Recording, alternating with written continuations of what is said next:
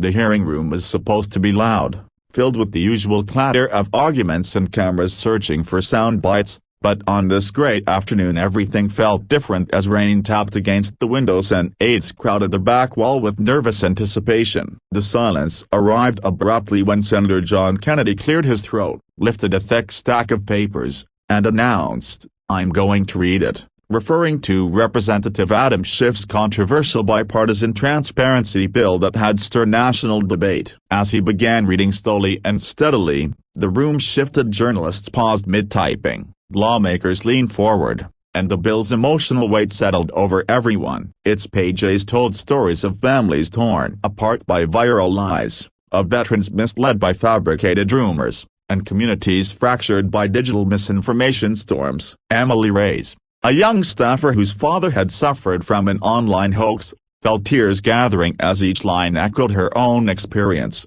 while Senator Latham, who had faced threats due to a deepfake, shifted uncomfortably as old fears resurfaced. Halfway through, Kennedy paused, looked around the room, and said quietly, "This isn't about politics. It's about people." A simple line that made opponents and supporters alike momentarily drop their defenses, but the calm didn't last. Senator Aurelia Grant, one of the bill's strongest critics, raised pointed questions about oversight, civil liberties, and the danger of government overreach. Her concerns sparked hours of tense debate, forcing Schiff's team to reconsider assumptions and pushing supporters to justify the bill beyond emotion alone. Gradually, as experts testified and voices trembled with personal stories, a compromise began to form, one that improved safeguards, tightened limits on enforcement, and added independent oversight to prevent misuse. Schiff accepted the changes with visible effort,